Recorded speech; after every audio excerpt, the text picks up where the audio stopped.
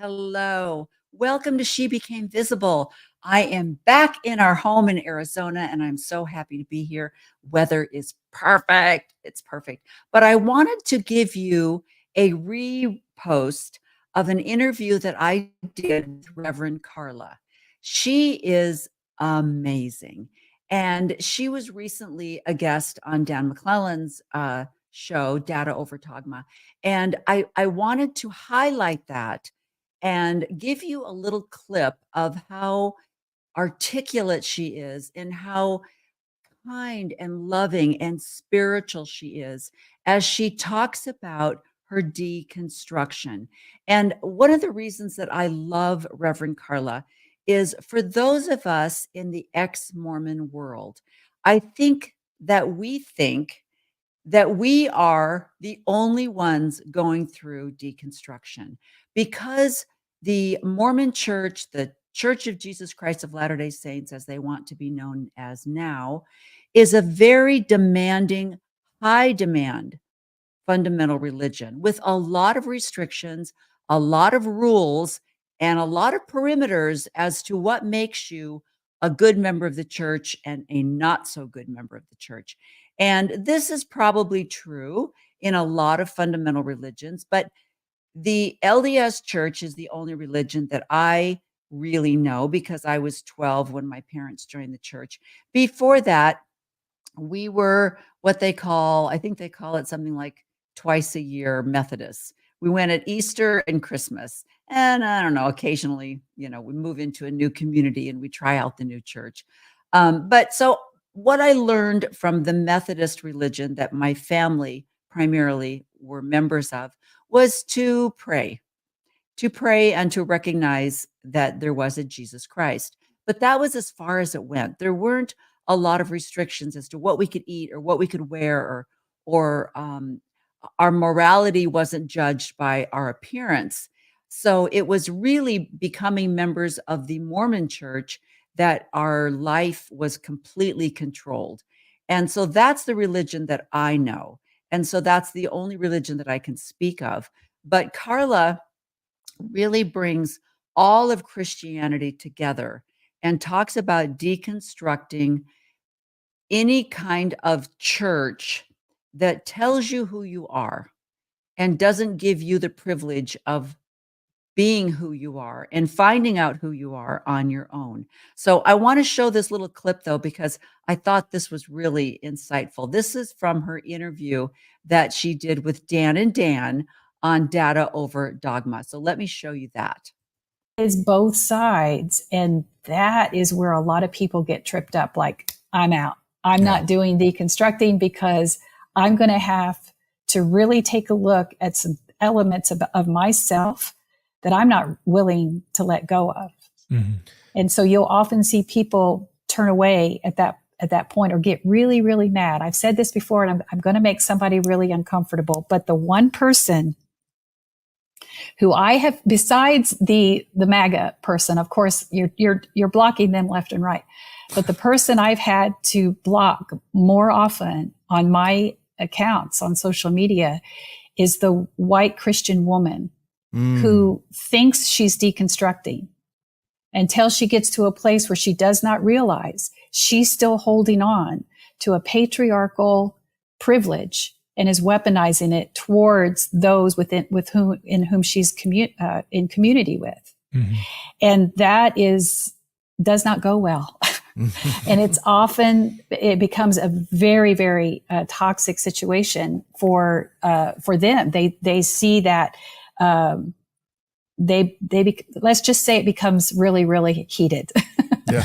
We'll leave it at that. Yeah. Well, it is. And it's so interesting to watch as people who aren't even the ones who get the perceived benefits of patriarchy, perpetuating the patriarchal structure and perpetuating the problems of patriarchy, even though they are not the men who are the theoretical benefactor or not benefactors, recipients of the privileges.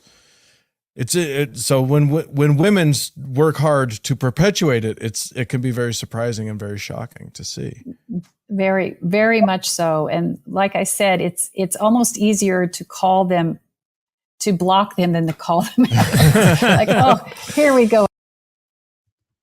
I thought that was so profound because we were, well, some of us who have left the church continue to really keep close eye on the church. Because in my case, I have members of my family that are still active members. So I feel as though I have a responsibility to keep on top of the doctrine. The other thing is in the LDS church, the doctrine is changing almost daily. And so it is so mind boggling and head spinning to see doctrine that you grew up with, that I made covenants to obey, that is now being completely thrown out the window. So you have to kind of stay on top of it unless you can completely remove yourself. And those of us that have members of our family that are still members, we cannot completely remove ourselves. But from this last conference that they had, the 1st of October, there were only 2, maybe 3 women that spoke, and they all were perfect examples of what Karla's talking about, where she's talking about the angry women who perpetuate the patriarchy because it is who they are. They have been indoctrinated to believe that this is who they are, and they have to. They are in order to be fulfilled as a woman, they have to support the patriarchy. And I thought that that was amazing, that she finds that those are usually the only people that she literally has to block from her social media. So let me show you.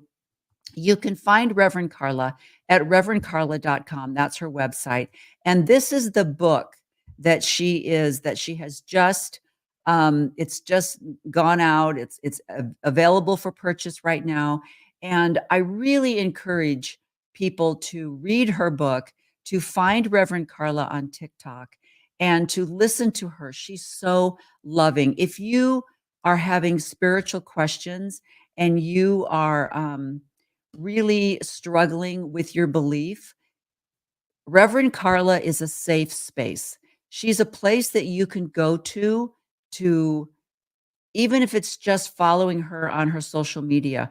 Her spiritual insight is comforting and kind, and it's a way for you to deconstruct without the anger. She acknowledges anger, but she talks about where it comes from and how to handle it. And I just think she's absolutely amazing. So what I would like to do now is to share the interview that I did with Karla once again with you, so that you can have an opportunity to see a little bit more of Karla. So let me turn the time over to Rev.Karla.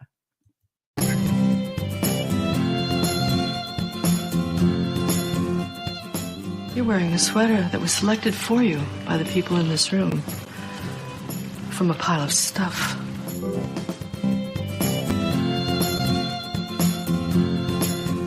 Give me a full ballerina skirt and a hint of saloon, and I'm on board. I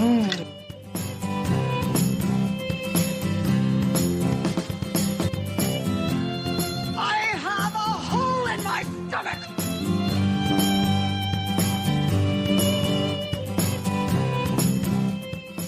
I can't go back.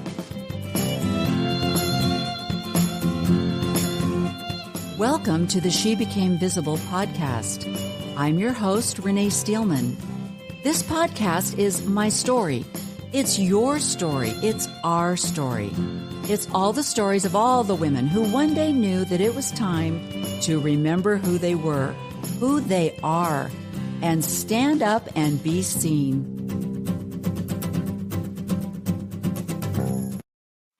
Good morning. Thank you for joining me today on She Became Visible. I am so over the moon excited about my guest today. And I want to give you a little preview of coming attractions. I don't remember how I found Rev.Karla, which pretty much is the story of my life. I mean, I look at books that I've read and podcasts that I've listened to. And then when I go to tell someone about it, I'll be, I don't know how I found this person. I don't know how I found this book. But, you know, one thing leads to another. It's the whole rabbit hole thing. But I believe I found Rev.Karla on TikTok. And the first thing that drew me to her, of course, was that she was on TikTok and she was like my age. It's like, yes, And she even dances sometimes. So it's like, yes, I just was so thrilled. But her message was more important than that. And the things that she had to share. And primarily, I'm going to let her tell her story because I just think it's so profound. And it correlates with my story as far as becoming unchurched because of the patriarchy that seems to dominate most religions on this earth. And it's funny because I will reference, and I will tell Rev.Karla, if any of you have listened to Britt Hartley's No Nonsense Spirituality, if you've listened to her last post, she goes through every single religion, Buddhism, Islam, I think everything, every religion that there is here on the earth. And she talks about how it started with the man. This is how he treated women. This is where his spirituality went. And this is what they truly thought of the value of women in each one of these religions, including Buddhism. And it was just so profound. But regardless, I don't want to take up too much time chatting. So let me just give you a little preview of coming attractions, and then I'm going to bring Rev.Karla on. So here we go. Good morning, beautiful souls. Now, you know I would come here to talk about the He Gets Us commercials last night. And trust me, I had the same reaction you did. But I want you to think about something. Those commercials are not there to change our mind. They know we see through the hypocrisy. They know we know. They are the source of all the anti-LGBTQIA plus legislation. We know that Hobby Lobby is funding anti-LGBTQIA plus legislation. We know that they're the ones that are causing all of these radical laws against abortion. We know all this. Those commercials are intended for Christians. Now, if you go out and just go spend a few minutes out in TikTok land and look at how many evangelical Christians don't like those commercials. They're flat out telling you that's not Jesus. Jesus never washed the feet of sinners. They're going off on them. This is about a rebranding to the moderate Christian because they know that they're out in progressive Christian land. There are people who don't know what to do. Okay, let me stop it right there. That is just an example of how articulate and educated and the messages that she gives on her TikTok and Instagram and whatnot are just well studied, well backed up with data, and they really relate to people like me and other people that have left a church or a systematic religion because of the patriarchy, the misogyny and whatnot, and also the reinventing of Christianity. So I'm going to stop talking and bring a Rev.Karla on and have her introduce herself, and let's get this conversation going. So there she is. Hello there. I am so honored to be here. Thank you for this time. Thank you so much. I think I found you. I don't know where. I know I found you on TikTok, but I remember the most profound one that you gave for me that really stuck with me was you not only talked about leaving a systematic church because of the patriarchy, but also you referenced the culture and the era that you were brought up in. And I remember I was walking through the streets. My husband and I moved to Arizona about 5 years ago. Previous to that, we were in Oregon, and we had gone back for some reason. And so I was walking the streets of Lake Oswego, and they have these cute little shops, and I'm just going from shop to shop, and I've got my earbuds in, and I'm listening to you talk. And you're talking about the time that you would love to go to a coffee shop, and you would go into this coffee shop and find solitude and whatnot. And somebody came up to you and correct me if I got the story wrong. And they said, you know, you'd be a lot cuter if you just smile.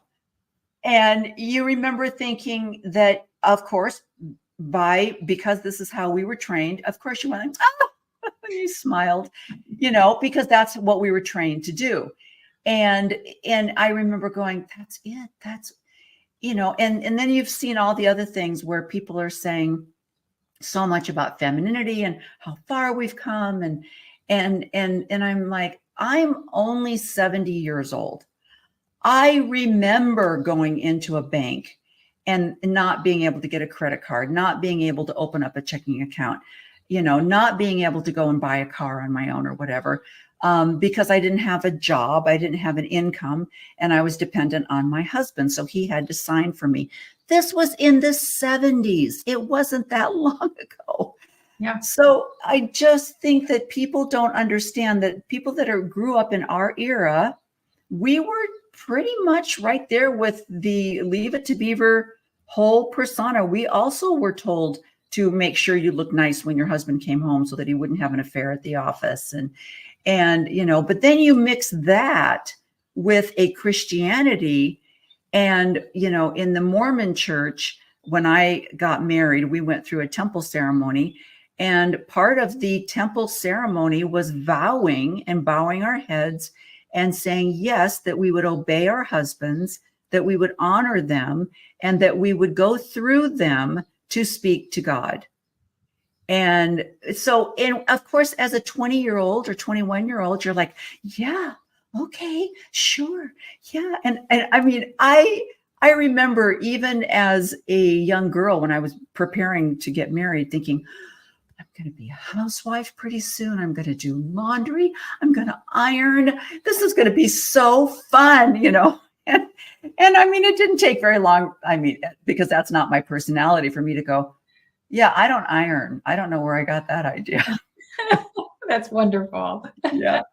But tell us your journey, because I love the fact that you are ordained, you went through seminary, and just tell us where where Rev.Karla came from.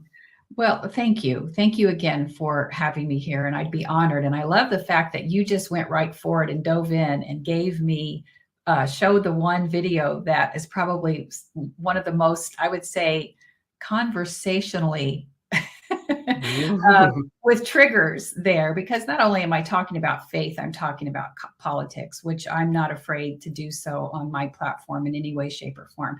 Not that I saw that at the beginning, because at the beginning, I truly thought I was leaving church because of my conflicts with faith. And just real quickly, I was raised Southern Baptist, raised by a very heavily influenced by a Southern Baptist grandmother who I adored and still miss to this day. And so being able to also reconcile the fact that I did leave that faith, but also heal to the point where I can circle back and have gratitude for what she instilled in me as far as seeking spirituality. Because I think that's what each generation can do. If we leave a gift of wisdom and yearning to try to be a better version of ourselves, then that will impact humanity. So the places where she may have gotten wrong in what she believed about her faith are the things that we continue to correct if we're open to that kind of change. So that was some of the reconciliation I did with my religious heritage. But I didn't even think about patriarchy being a part of what I was deconstructing from. And you and I had a conversation at the beginning about how this whole thing about patriarchy, how it has impacted us, and how we, the things that you influence that maybe you didn't understand, that you were, quote, deconstructing from, even though that's not a word that we really like to put about how we're defining what's happening in our lives. So when I first started to leave, my conflict, it felt like it was a spiritual conflict, even though I can look back now and see that it absolutely was about the structure of organized religion. But I thought when I first left, I brought my baggage with me. So I thought I was a bad Christian. I thought I was going to go to hell. I immediately started looking for another church because it was just it had to be about that church. But luckily, and I say that now because at the time it really hurt, luckily I was indoctrinated in such a high control religion that they had sent letters to area churches warning them about me, saying that I was such a bad person. They warned them. And so I was not welcome at area evangelical churches. And I felt it going in. I felt it like somehow they must have known my face and stuff. And I felt that. And I would sit in the parking lots going, okay, did I imagine that? And later having that confirmed that that's exactly what happened from other people who left the church and saying, they sent letters about you, right? Wow. Unbelievable. But seeing that, because I was still seeking inside my religious heritage the answers to my spiritual path. But what that did was force me into looking at what was it that was untangled? What was it, this thing I was untangling? And that's what I kept that's how I described deconstructing, was I am untangling from something, and I don't know where this is going to lead me, but I'm going to trust the process. So instead of everything that I had known about my spirituality was me being spoon-fed from the pulpit. I did not have any structured education related to religion or biblical studies. So I wanted to learn for myself. And because my husband was supportive of that journey as well and felt that this was going to lead to something, whether it was just for my own healing journey and that would also impact our family, he was very supportive of my returning to college, which is what I did. So the first place I landed was a biblical college, because I thought, Bible, right? Yeah. And a year into that, I'm like, I know all this stuff. I do know this stuff. I don't need it through this lens. And then I applied and was accepted into Arizona State University's religious studies.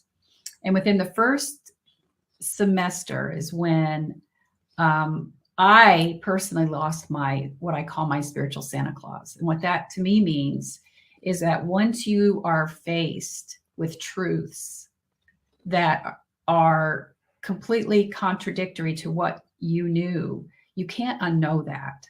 Yeah. You can choose to turn away from it, but you can't unknow it. So that had me really literally physically on the floor crying, because then I needed to grieve the parts of me that I knew I was losing. It's like the best way I could describe it is a really, really bad relationship. And when you get confirmation that it's really bad, there's almost a relief, but there's also sorrow for what was. And you realize that you are going to be fundamentally changed. And so that is, and I want to pause here and also say that this deconstructing, which is the power word that has been chosen to describe us reconciling our faith and healing from any kinds of religious experience. This isn't about where you land. It's not. Some people do go back to church. Some people go all the way to atheism, but it's about releasing things that no longer serve your highest good. And for each person, that's going to be a different journey. It's going to be different depending on where you started and where your calling is. Because for me, I'm still much a spiritual person. So I do believe in these innate gifts that we have that kind of compel us into the world to find the places where we can serve our highest good and leave some kind of footprint that leaves this place a better place because we were here. Mm-hmm. So that journey then took me on to seminary, which was another conflict, because once again, I'm like, the only seminary I ever heard about was the ones that are through the Christian religious construct. And by that time, after going to studying world religions and doing that work, I knew that was not going to serve me. And finding interfaith and inner spiritual seminary was like a lifeline for me. That was like obviously the next journey for me. I just didn't know it at the time when I started looking. So that's how I found One Spirit Interfaith Spiritual Seminary. Interfaith means that you have a respect and an acknowledgement that world religions and traditions all have some meaning and somehow point from their context are pointing people to an understanding of something. Yes, they can have something that's intricately flawed, but it's not ours to judge if it's not part of our religious heritage. It's just saying that there's different ways that people can come together and try to understand the divine. Inner Spiritual says that you can have a spirituality. It does exist outside the construct or the framework of organized religion. So that's really where I fall, because now, having gone through my deconstructing journey, I now am an unchurched, non-conforming spiritual but not religious person. And I say non-conforming because I still hold on to elements of my Christian heritage, because I did the work for way too long not to hold on to it. Mm-hmm. But I'm non-conforming, meaning I don't make my identity or what I believe about the divine or where I'm going or what salvation looks like contingent upon my beliefs. It's more about, our spirituality is more about our human experience, and looking at the lessons of Jesus and how they can be applied to the human experience, and not be hyper-focused about what salvation looks like for us. So that's how I ended up here, and then felt like, all right, let's start writing on social media and see where that lands us. And I think that is when I really started making the connection. I went through all of that before I started realizing. It was when I first started posting on Facebook and got hit really hard by a lot of offended men who kept real. It's like they were waiting on me, and it was just really vile and vitriolic, and yet I was still trying to engage with them and validate my presence. So I actually paused for about 6 months and said, who am I? Why am I doing this? Why do I feel like I have to over-explain and exhaust myself? Because I'm not even talking to the people that I want to talk to. I am trying to find validation on people that I left behind. And that's when I started to unpack patriarchy and understand how it's still showing up in my life, and how I need. And it was about that time that the man at the coffee shop said, you would be much prettier if you would smile. And I automatically smiled, and enraged, like holding my driving home going like, I cannot believe I did that. Yeah. Because we don't realize how many places that we are still holding on to patriarchy, and how it has wounded us, but also how it, in some ways, we internalize it and think that we owe men in our lives, or men in a place of authority, an excuse for our existence, that someone have to approve of it. So once I was able to work through that, the gloves were off, and I went viral on TikTok. The voice that came out of that was much stronger. And that's when I realized I'm going to help people reclaim their spirituality. I'm going to help people who want to remain unchurched and find a spiritual but not religious path. I want them to feel like they don't have to carry the guilt that they brought out of church with them. And I'm going to talk about the dangers of Christian nationalism, and why it's important that we understand that that connection with religion, religious patriarchy, and our governmental and institutional patriarchy is blending to create something that is a very real threat to our democracy.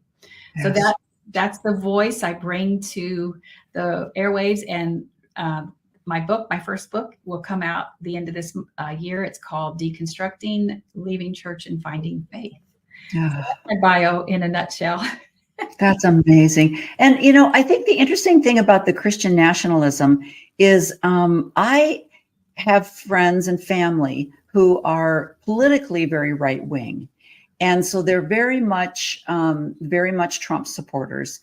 And when I said to them something about Christian nationalism, because this one person in particular is not a Christian, and he has never, since the time he left home, he has never been a Christian. So he's not familiar with the whole Christian stuff, but he likes the whole verbiage and the rhetoric that's coming out of the Trump thing. And I said, do you understand what Christian nationalism is and who's supporting him? And he said, I don't even know what that is. And I said, see, that's the danger, is you don't understand what's behind all of this. You're just going for this guy that's going to, and this person in particular falls right in the whole white, scared fear that the people of color are going to take over their positions, that they're getting more from this country than I've given. And, I deserve this and I deserve that. And it's just amazing, the blinders where people just get into this, well, I don't really care as long as my 401k stays where it's at. And because I'm really afraid that you're going to take some of my money and give it to somebody else that doesn't deserve it. And so they're like, I don't care. I don't even care. But it's just amazing. It's absolutely amazing what you're doing. And what I also liked about you is you've kind of given people a path. Like you said, you don't have to go down the atheism thing. You can still keep your spirituality in whatever form you find it or want to find it. And I love, because you don't really, you're not sermonizing. You're not telling people, follow me and come to Jesus, and I'm going to show you how to come to Jesus by following me. That's not even part of your thing. But you remind me a lot of Dan McClellan. Are you familiar with Dan McClellan? Yeah. We're mutuals in this space, and we're actually we're being published by the same publisher. So I'm honored to be in that space with him. Boy, no kidding. And I love that he's like, I'm not going to talk about my personal belief. I'm not going to tell you where I stand in the Mormon church, but I'm going to tell you about my biblical scholarship and just the data. I'm going to just talk about the data. And I feel like that's where you come from. It's just like, look, this is just the reality. This is how things are laid out. This is how things are happening. And I love what you said about once you learn it, you can't unlearn it.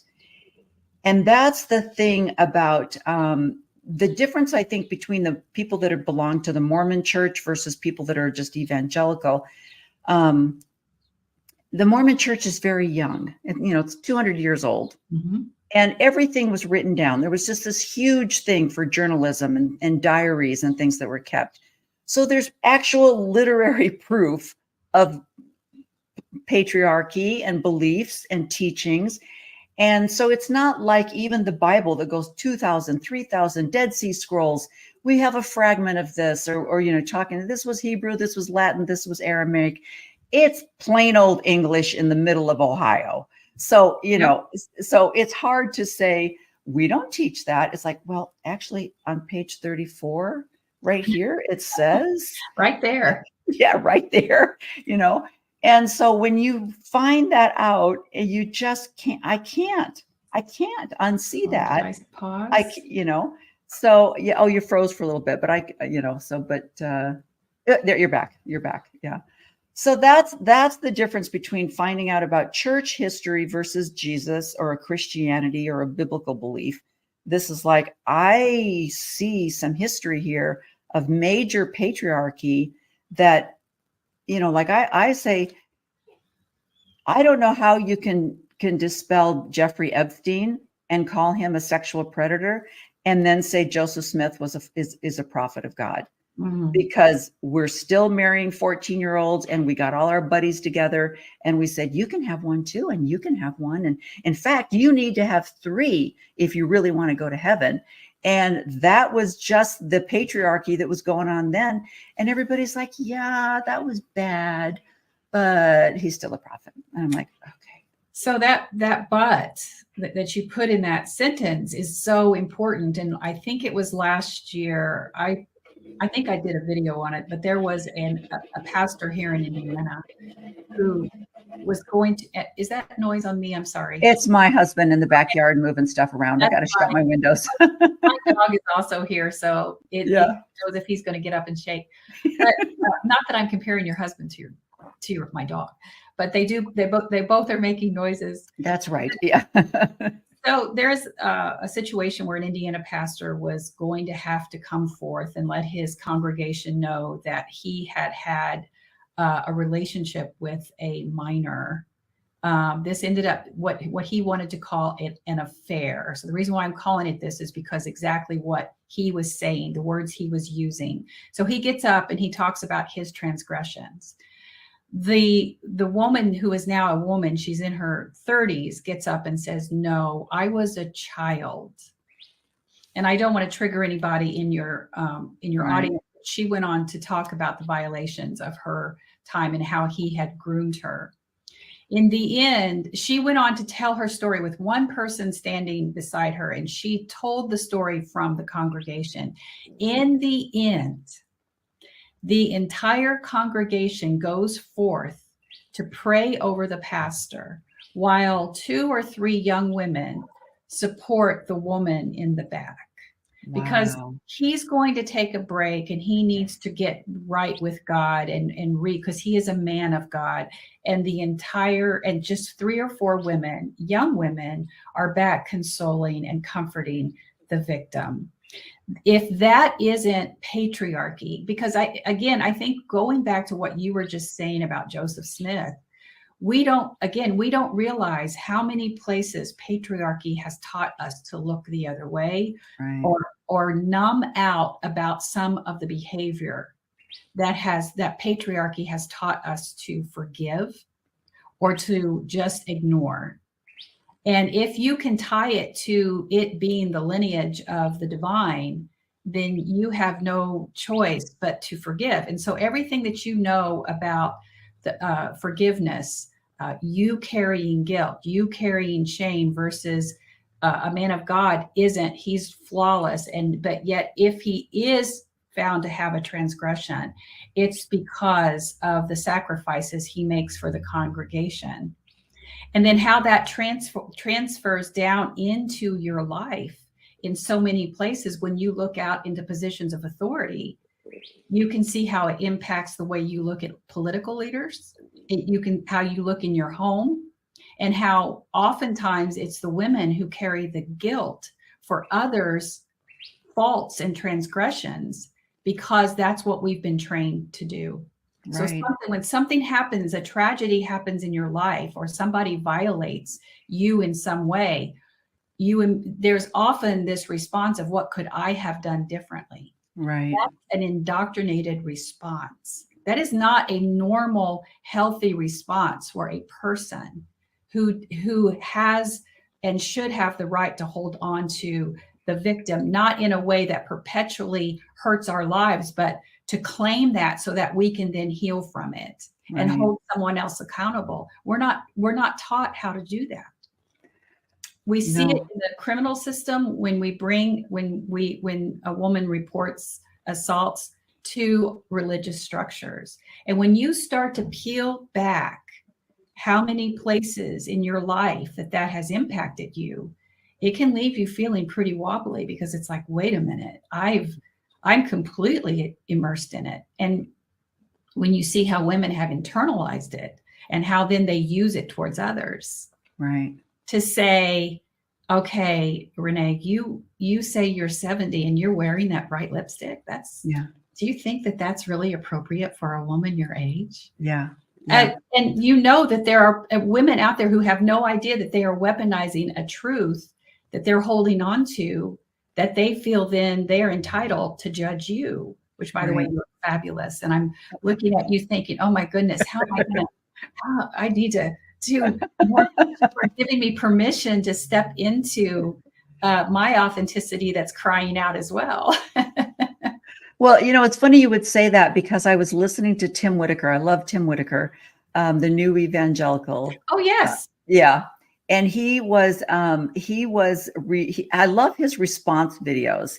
He was responding to a Mark Driscoll interview with Christopher Kirk. Does that sound right? Anyway, he's another evangelical. And just to let you know, you are a little bit fuzzy. You're coming across here a little bit fuzzy. I don't know if you have some streaming something or anything like that, but you're glitching, I guess, is the thing. Okay, let me see what's yeah, but don't do anything drastic. I don't want to lose you. But anyway, Mark, I guess, has written another book. He's in Phoenix, so I got to stop in on one of his sermons at some point. He's at a church here in Phoenix somewhere. And he was talking about how the demons have never changed. Demons are the same as they were in Kings, are the same as they are today. And so he starts using Solomon as an example, and then Jezebel. And Jezebel used her sexuality to climb to the top, basically. And how, even though Solomon had concubines and hundreds of wives and all of this kind of stuff, it was Jezebel that caused all of this, demonic behavior of Solomon and the downfall of everything. Jezebel was with I can't remember the king. Anyway, he made the king out to be just this whamsy-pamsy, not strong male. He was really, Jezebel was overpowering and, told him what to do and where to go. And then she had the sexuality and he didn't have any control over her. And so, and it just totally goes back to the whole idea that, you get drunk at a frat party and you rape somebody. And the first thing they say was, well, what did she have on? And it's like, see, it wasn't really your fault. Yeah. And, and so it always goes back to, and then the women like, yeah, you're right. I shouldn't have had that spaghetti tank top on. That I just, he had no control over my modesty fault that I did. And we do. And we've been indoctrinated to that. And so, like you say, we've been indoctrinated that this is what you do. You need to support the man. The man needs to be a man. He's losing his masculinity because you're attaining too much power. And so look what's happening because of that. And now we're losing our men. The men are even becoming feminized. And it's all because of the women thinking that they need, it was just it's in our podcast. I was listening to it when I was taking a walk, but it's exactly what you're saying. It's like, there's so much fear out there right now of women having power that's going to take over the men, and the patriarchy is being even more upheld and strengthened and encouraged. And it's kind of scary to see the women that, like you say, have been indoctrinated, and they're like, yeah, you're right. I should have done that. I shouldn't have done this. I shouldn't have done that.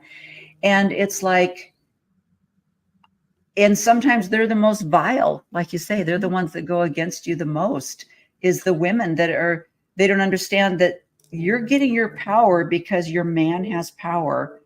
And so you're not going to lose your power if he doesn't have his power. So you're going to go along with it.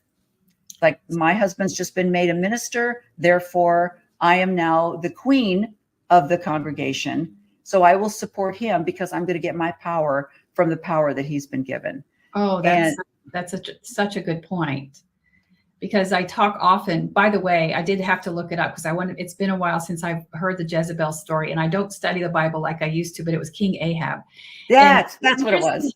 The interesting thing about that story, and many of the stories in the Bible, without fail, every one of the stories about women in the Bible have been rewritten to emphasize the patriarchal role, to somehow support the role of the patriarchy. I'm going to start doing some content on that as well, because I think there's oftentimes a lot of times when people are trying to deconstruct, you're holding on to some of those stories like, well, what about, even though oftentimes I teach about the Bible as being the writers of the Bible, I believe, would be aghast to think that we are holding people hostage to a literal interpretation of that scripture, because even those writers understood that they wrote in largesse and hyperbole for a reason. They made the stories magnificently huge and outrageous to catch your attention and help you remember them. And it was an invitation for us to say, let's continue the story. Please continue the story, because here's how we understand spirituality now. Here's how we understand where we are, and we're trying to figure out these things around us. So help continue to tell the story of what's happening. But as soon as people got a hold of it and said, well, we can make this really powerful if we change the narrative. So, I've got people in my family who believe that the King James Bible is the only Bible that matters, which to me is it's the same people who say you must take everything that's written in the Bible literally, even though the King James Bible wasn't written until the 1600s. So how can that even be? You can't even reconcile the two if that Bible wasn't written, and it was clearly written and retranslated and negotiated to do nothing but support monarchical rule. Right. And if that isn't entrenched in patriarchy, I don't know what is. Yeah. So you have to look at the Bible through that lens. And so anytime somebody comes to me and wants to say, well, Paul wrote that women shouldn't teach. Yeah. We're just not going to be held hostage anymore by that. I don't debate anybody. I leave all that up to Dan McClellan to do, because I want people to understand that you do not have to be held hostage The fact that you're trying to negotiate where you are with your spirituality to people who have weaponized that book to the point that they believe that you are less than for not believing like they do is not, you can never reconcile that starting point. Yeah. You will never be able to reconcile the fact that that's going to be an equal playing field. So right. Do not agree to have that conversation.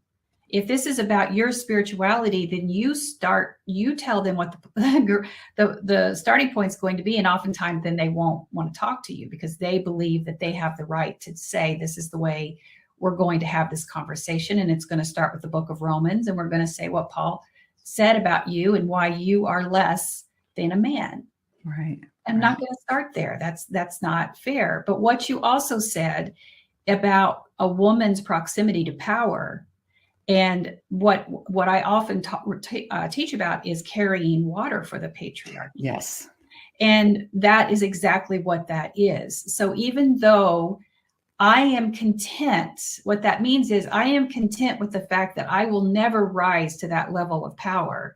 The power that I get by being in proximity, like you said, the pastor's wife, that gets me so close to that power that I'm willing to dump water on the people who are on this structure. I'm going to carry it up the system, dump it on people who may be trying to get up to my power or threaten it in some way, because this is just a good life. And I'm going to keep my proximity to power and ensure my husband stays in power. Mm-hmm. So they then become a tool in the patriarchy. And oftentimes I'll talk about, like the absence, and this is something that I know that I think we were going to talk a little bit about in this podcast about the divine feminine and the crone, the absence of the divine feminine, the absence of that's being suffocated by toxic masculinity right now. When I talk about that, people will say, what are you talking about? You've got Marjorie Taylor Greene, you've got Nancy Pelosi, you've got Lauren Boebert, you've got Marsha Blackburn, all these people in there. No, even Nancy is part of a patriarchal structure. Mm-hmm. They're part of it. They're working in cooperation with it. Divine feminine isn't about saying that being masculine is wrong. Divine feminine is saying that we need to accept the sides of us that are more nurturing and a little bit more diplomatic, that bring in those energies that make things look a little bit more compassionate and empathic, that have nothing to do with gender, but everything to do with an element of us that's in each of us that really is all of that gets suffocated in a patriarchal structure that's entrenched in this toxic masculinity. And that's the other part of it. And you start to, a lot of that is like, wait, I am so lost, because it's so overwhelming to think, but it's also oftentimes people are, they immediately go, oh my God, I'm getting it. I'm mm-hmm. starting to understand completely what you're talking about. But you don't want to overwhelm people to the point where they'll be like, I don't believe any of this. Right. In reality, it's our lives. It's just, and people are awakening to it, especially the younger generations. Well, that brings me to the next question. So because you're on TikTok and then also Instagram, do you do Facebook anymore as much? Do you have things that just kind of flow over automatically? I do. It's just all repurposed content. Right. Do you find there is a demographic of people that follow you, that you do have a younger generation of women that follow you, or are you finding women in our demographic that are finally a voice for my people? Are you finding that, or when you get comments, do you know of like the general age group of people that are commenting on your posts? Yes. So it's really interesting, and this might make some people uncomfortable, some of your followers uncomfortable, but I think this is something we should talk about. Mm-hmm. On Facebook, I do have an older audience. Instagram is about 50-50. TikTok is a younger audience, but the demographics are shifting up a little bit. I think more boomers are finding their way to TikTok. But the one thing that I would say, that you would think that, you know, I might have an evangelical come in there every once in a while and drop a comment, and I can use that, like you said, Tim can push back on. It's just a great teaching moment. If a Christian wants to come in and try to make a point inside my comments, but the ones who get the most offended is the white woman who's coming in, who thinks that she's deconstructing. But I have said something that has struck a nerve about her person, that she wants me to change my thinking, instead of, she does not see the mirror I am offering her, to see that I have been right where you are, and to face that mirror, to say that we exist in a space of privilege, and that we have been taught to wield that privilege in every place that we go, in the form of gatekeeping, in the way that we say things about, well, I don't care about being in the same space with LGBTQIA+, but do they have to have public displays of affection? It makes me uncomfortable. That's gatekeeping. That's a patriarchal belief that I have the right to say how communities are going to exist, or how people are going to dress, or how they're going to speak, and what words they will use. You hear that often when it comes to demographics and certain words and dialects that people use depending on what part of the geographical region they are from in America.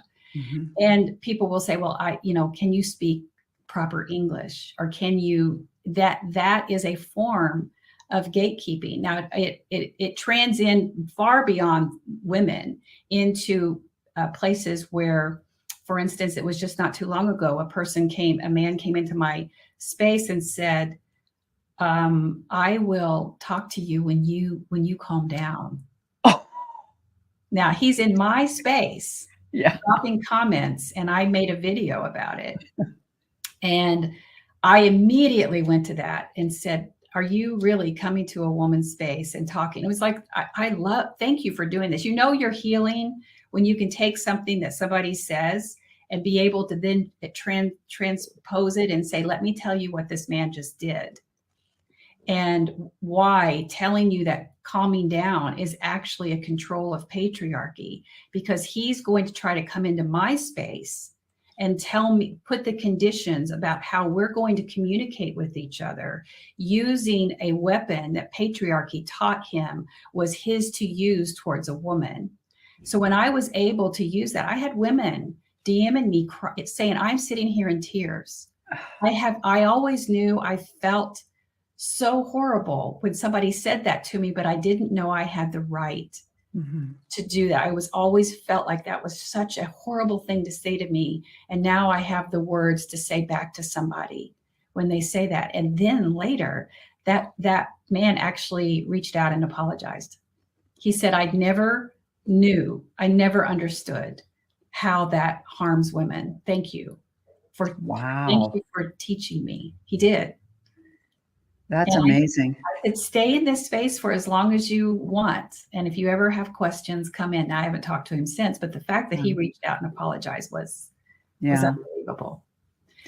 Yeah, it's so amazing, because you talk about that, and that's I think it was either Tim or somebody else, but they showed a couple of clips of men saying how we can't have women in positions of authority, and it was the whole, like you say, it's like, is it 2024? Are you sure it's not 1953? Are you sure? Because they were saying, we can't have women because they're too nurturous, and they want to involve everyone, and they believe in diversity, and they believe in inclusion. And how can you have somebody in power that is so kind to everyone? And then the first thing I thought of was Travis Kelce at the Super Bowl in his coach's face, just yelling at him. And I'm like, yes, that's what we need in authority. Somebody that's just going to chop your head off, because you didn't put him in that play.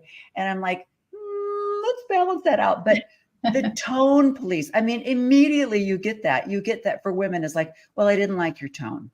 And it's like, or you're just, why are you so angry? I'm like, because you just insulted me. And it's like, well, you should be able to handle that. Like, men don't have emotion. It's amazing. But I love what you said about once you've healed, then you're able to handle that. And that's what I see in your TikToks is your very calm ability to take what they said, or even like when women will make comments and you'll say what you really meant was, and you repeat it back. And it's absolutely beautiful. Thank you. But I still get accused of being, oh, you're just angry and hurt. And there was a time when that really stung. And now, because it's like, no, I'm not. Like, no, I'm not. I can now use this as a teaching moment. But I think that you'll start to see it. You just said something that I want to help people start to see is this whole thing about, well, you're too angry. You need to calm down. You need to gather yourself before we can have a conversation. The range of emotions that's available to humans should be utilized. Can they all contribute to a productive conversation? Maybe not. But as we understand the human condition, the reason we are given this, whether you believe in divine creation or you believe in evolution, we have evolved to have this bucket of human emotion. Anger is a signal that something is off, just like sadness is, or joy, or whatever, or fear. It's all part of who we are. Now, when I know that I am completely off center and I'm not grounded, this is not a time for me to have a productive conversation, because I might go into places that aren't productive for this conversation.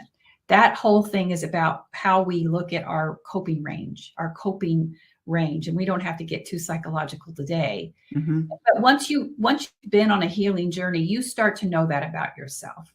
And you also know that you're better off and will be more prepared when you turn this anger that you're feeling into a place of empowerment. But when somebody tells you that you are angry, you check yourself. Oftentimes that's coming from a place of them trying to control you. And if you're just in the tone that I'm talking to you and talking about this, I will get people like, well, I'm not going to talk to you, because it's a confidence, and it might come off as either aggressive or assertive because you're not used to hearing a woman speak about empowerment. So when a woman speaks with that kind of confidence from people who aren't used to hearing it, I'll be told I'm arrogant, or I have an anger inside me. You burn with a hostility, and I'm not feeling any of that. I'm feeling like so grounded and empowered and speaking from a place of truth. And when you do that, you feel it. You feel it through your entire body. But they're not used to that. So it's about internalizing and being able to check yourself and not letting somebody else tone police you to the point where you then are dismissed by somebody else's experience, or somebody else trying to control you. Because especially women our age, not that, I mean, all generations are still being impacted by patriarchy. We have had so many narratives placed on us about what a woman's role was, what a responsibility, how are we described and defined, and what our expectations are for our lives. And when we have stepped out of those, we have been corrected so many different times. And I speak a lot about that in my book as well. But I think that is the hardest part about being able to say, I no longer want that narrative on me. And now who am I? Who am I without that narrative of what I've been wearing my entire life? And being able to take those off and then step into your authenticity is exciting. It doesn't matter what age you are to be able to do that. I'm glad you addressed that. How do you respond to and I hear this in every kind of marginalization throughout history. Well, we don't do that anymore. Well, that was in the past. Look how far we've come. And last year I interviewed a lady because she actually spoke at this conference that I went to with my husband, which was a faith promoting conference for the Mormon church. And she talked about the joy of, at least in the Mormon church, we believe and teach that we have a mother in heaven. And so isn't that great? And we should celebrate the fact that we believe that there is a mother in heaven. And so I interviewed her and I said, how does it make you feel when you're standing on the same stage with a woman who is in her 70s, who was asked to step down from an organization because she gave a talk on Mother in Heaven and it offended some people? So she was asked to step down from this organization that she belonged to in the church. And then you're on the same stage going, look at all this art that they created. And look, we displayed this art and it was all, it was Mother in Heaven in all different diverse colors. And look how far we've come. And I'm like, then there was this man who spoke in general conference a couple of months ago and said how we don't speak of our Mother in Heaven. We don't pray to our Mother in Heaven. And we really should stop talking about it because we don't know anything about Mother in Heaven. So just zip, zip, zip, But you, being a 41-year-old, think that we've come so far. Look how far we've come. And it's like, historically, we have not come very far. But you're this new generation that thinks just because you can have artwork displayed in a college part of the college campus about a Mother in Heaven, that the church is now like, yes, here we are. We're all here now, So let it go. Just let it go. And it's like, but we lived the time that we were told to come home, that I lived the sitting in a congregation, listening to my male apostle tell me, you have no business working outside of the home. You should not be seeking for a career. Your job is to have children. Your job is to make heaven on earth in a home, so that when everyone returns from their daily responsibilities, they have this peaceful place to come home to that you have created for them. That is your job. Well, they don't say that anymore. Aren't you glad they don't say that anymore? So how do you respond to well, we don't say that anymore, so get over it. That's the hard part about being old, is like, we were in the room. Okay. Yeah, for sure. And so I don't have the Mormon experience, but when I'm hearing that story, what that tells me is this young person's training is through patriarchy. Mm-hmm. And the farther away you can get from those seasons of oppression, they are doing a great job of rebranding themselves and not connecting to their past, which I think that's what my video today is about, because what I am seeing a lot of people who are still church talking over the unchurched, as if the priority is to get people back in church, but the ones who are unchurched are a threat. So how do you get to the people who are just thinking and not sure where they're going? And so I kind of laid a claim there to say, no, don't talk over us. We're here too, and we have a right to this space. And it's not to be a churched space.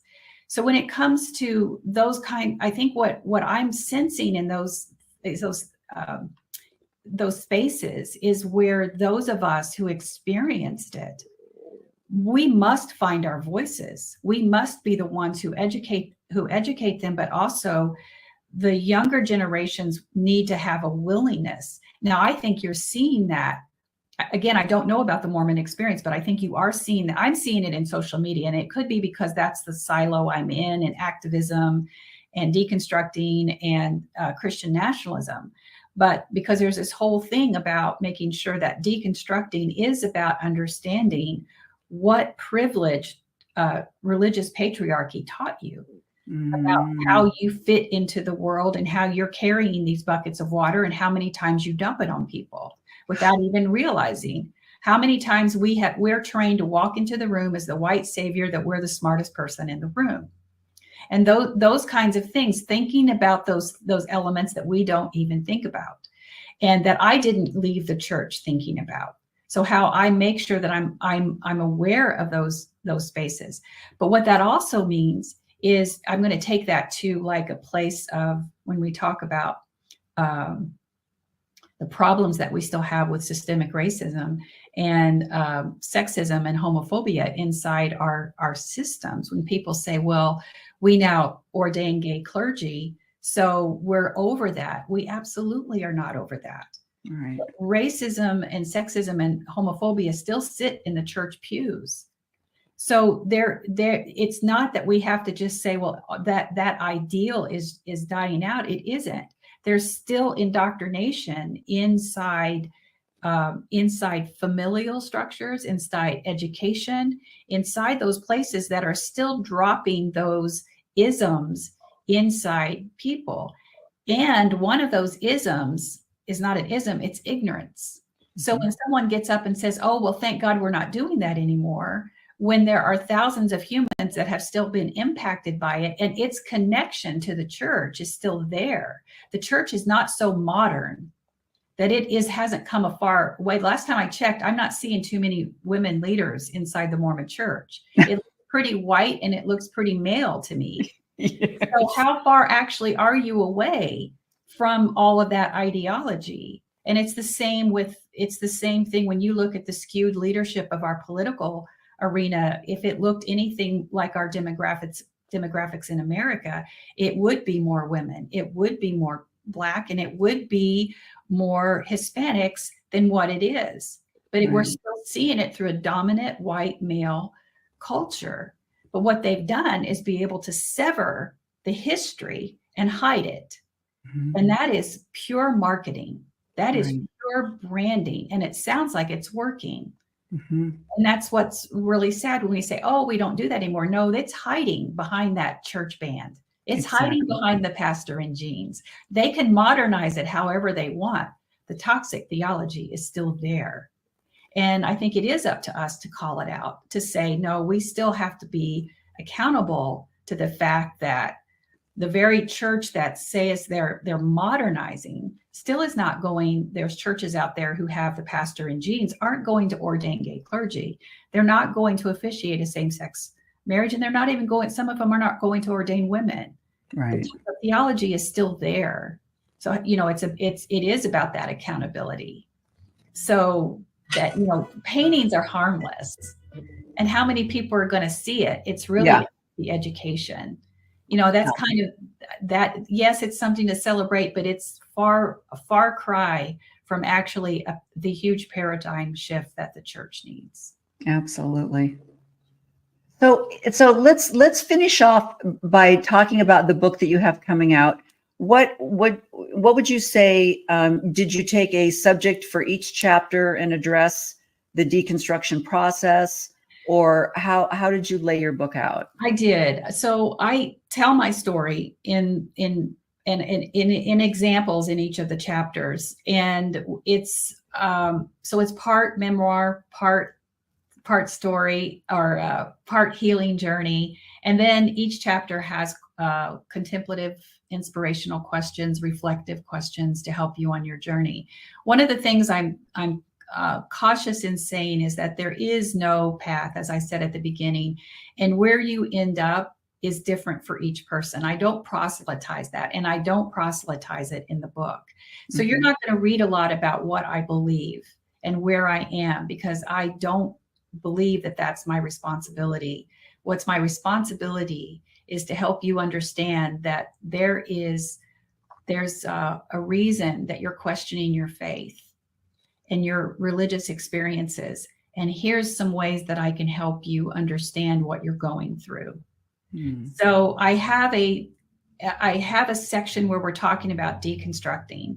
Then I have a section where I'm talking about restoring. And that's really about looking at, do you have religious trauma? And trauma is often intermixed. And how is that still impacting our lives and the filter through which we see our experience?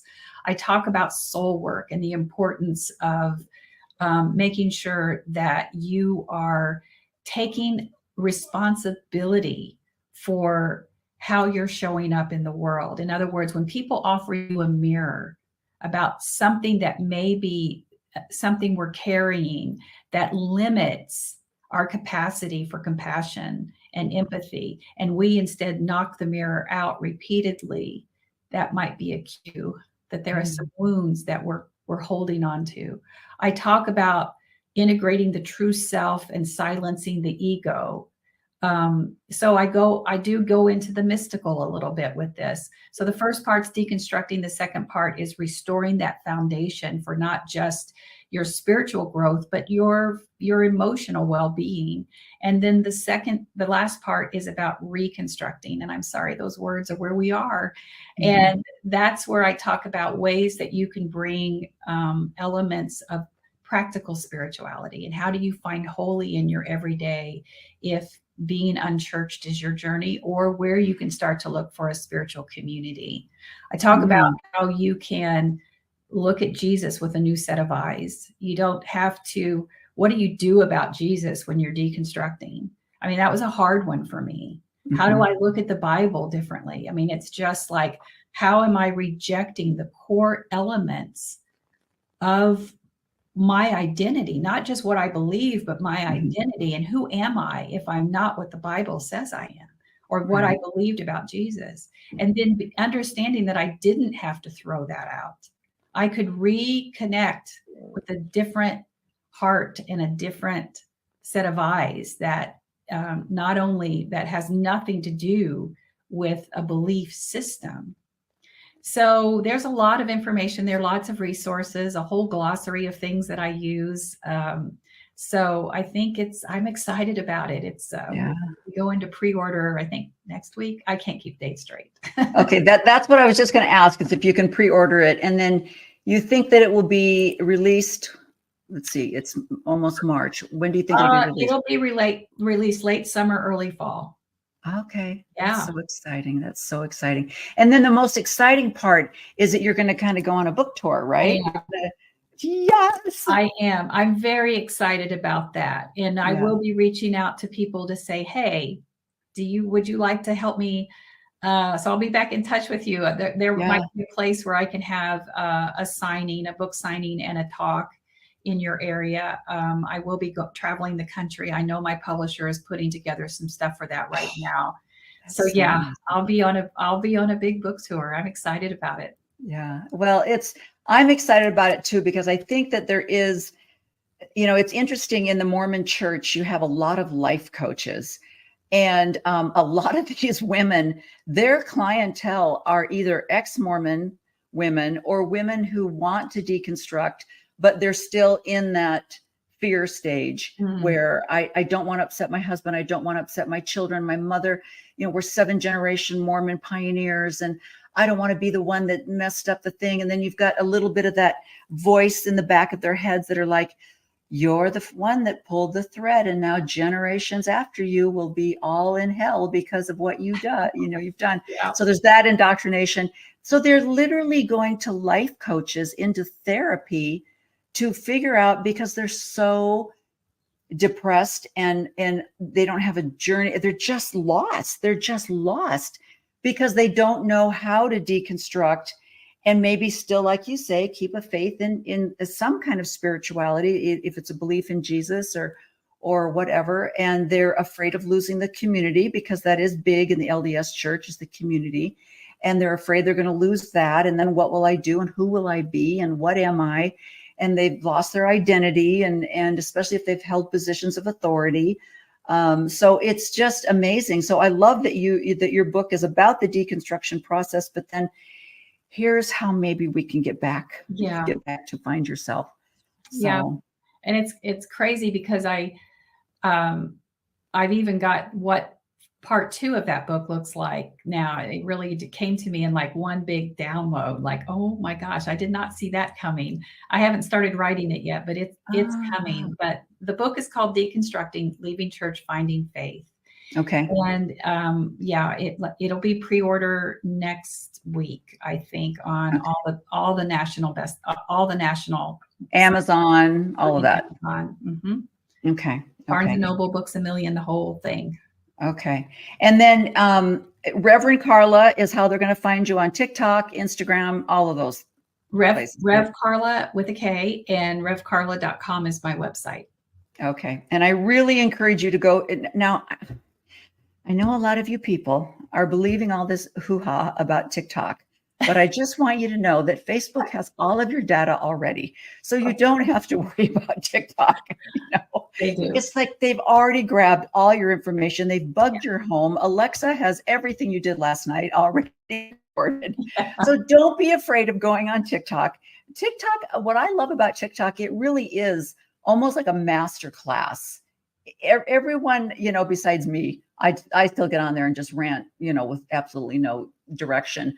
But most of the people that get on there, it's you're being taught something. Yes. And it's phenomenal. I mean, the education that you can get from listening to a 10-minute TikTok is amazing. It's unreal. I agree with you. I absolutely agree with you. It's so much fun. Yeah. So please go ahead, sign up for TikTok. It's worth it, if nothing else, just to listen to Reverend Karla. Thank you so much. Thank you for joining me today. It's just, it was just the highlight of my life. So it has absolutely been an honor. Yeah. And I'm really excited about your book tour. And like I said, I will be there to carry books out of the back of the station wagon and carry them in. I'll be calling you. All right. Oh my gosh, is she not amazing? I told you. And I love what she said about at one point she was talking about how at first she thought maybe she just needed to find another church. And so she was searching for another church until she realized the patriarchy was behind all of these systems. And I love how she refers to the new pastor in jeans. That's the new church, is the pastor in jeans. But she'll say, if you think that they're teaching anything differently, they're not. So it's absolutely amazing. So thank you for joining me today. I'm really pleased that I could bring this to your attention. As you can tell from the post that she had made, this was made, okay, this is October. I probably made this in the spring originally. And so I think now that her book is out and is available and you can purchase it, I really wanted to highlight Rev.Karla again. So remember, this is her book, Rev.Karla's new book, Deconstructing, Leaving Church, Finding Faith. It's available anywhere that you purchase your books. And her website is Rev.Karla.com with the K, Karla with the K.